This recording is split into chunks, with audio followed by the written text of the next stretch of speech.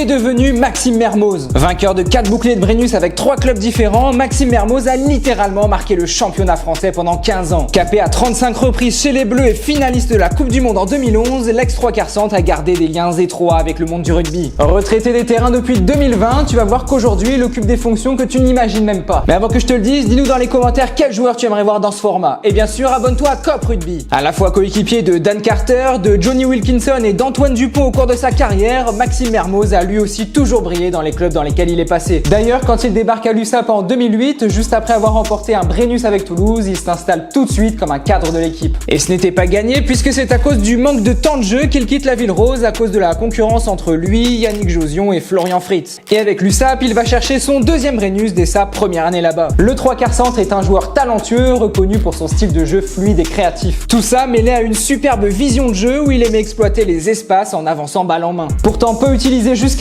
avec le 15 de France, c'est en 2011 que Mermoz devient un titulaire régulier de l'équipe. Au bon moment, j'ai envie de dire, car 2011 est une année de Coupe du Monde et Mermoz fait partie de la fête. Enfin, une fête qui se termine dans une déception générale à seulement un petit point du sacre. Mais bon, ça restera une consécration pour lui d'avoir été le 3 quarts centre titulaire face à d'autres pointures. Il partage quand même la feuille de match avec la légende Aurélien Rougerie. Puis il est titulaire à tous les 6 nations de 2012 jusqu'à son dernier match en bleu en 2016. Malheureusement pour lui, il n'aura jamais remporté un trophée avec la France, 2010 étant la seule année où il n'a pas été appelé pour disputer le tournoi Destination. Comme je te le disais en début de vidéo, c'est en club qu'il se rattrape. Vainqueur d'un autre bouclier avec Toulon puis de 3 Coupes d'Europe, il termine sa carrière là où il avait commencé, au Stade Toulousain. Et il remporte un 4e et dernier Brennus en 2019. À noter un bref passage en Angleterre chez les Leicester Tigers et les Newcastle Falcons entre 2017 et 2018. Et lorsqu'il stoppe sa carrière en 2020 à 34 ans, Maxime Mermoz a d'autres gros projets qui l'attendent. Des projets qui permettront à l'ancien joueur de ne pas retomber dans l'anonymat. À 3 ans de la Coupe du Monde en France, il intègre la commission élite de la Fédération algérienne de rugby. L'objectif, convaincre des joueurs franco-algériens qui jouent dans des championnats européens de venir rejoindre la sélection. Un travail de scouting pour construire et préparer une équipe capable de se qualifier pour le mondial 2023. Bon, et ce fut un échec puisque, tu le sais, l'Algérie ne s'est pas qualifiée pour la dernière Coupe du Monde. L'équipe est encore toute nouvelle et espérons pour eux, ce n'est qu'une question de temps. S'il a choisi l'Algérie, c'est aussi parce que Maxime Mermoz possède la double nationalité. Il aurait d'ailleurs pu porter le maillot du 15 de Lyon, même après sa fin de carrière en bleu. Mais plus récemment, c'est dans une autre équipe africaine que Maxime Mermoz a jeté son dévolu. Il rejoint Olivier Missou, un ancien joueur de top 14 devenu entraîneur en chef de l'équipe du Cameroun. Ensemble, ils viseront à renforcer le niveau de cette nation exactement comme il l'avait fait avec l'Algérie. Et ils espèrent rallier à leur cause plusieurs joueurs du top 14. Et en plus, il y a de la ressource. Je pourrais te citer Christian Mbadiang, l'ailier Castrel, le 3e ligne de l'USAP Patrick Sobella, l'ailier du MHR Gabriel Ngandebe, ou même le champion olympique Nelson Epé, pour ne parler que d'eux. Bref, une équipe qui pourrait avoir beaucoup de potentiel sur un continent qui ne peut que compter sur l'Afrique du Sud pour briller. C'est vrai que j'aurais aussi pu te parler de son rôle de consultant chez Beansport et sur la chaîne L'équipe, de son académie, de son rôle de conférencier, de business développeur ou de coach de vie. Oui, je t'avais dit, il fait vraiment beaucoup de choses et ça serait beaucoup trop long si je devais tout te raconter. En tout cas, ça m'étonnerait qu'il s'ennuie. Maintenant, dis-moi dans les commentaires quel est le souvenir le plus marquant que tu gardes de Maxime Mermoz. Si cette vidéo t'a plu, n'oublie pas de t'abonner à Cop Rugby.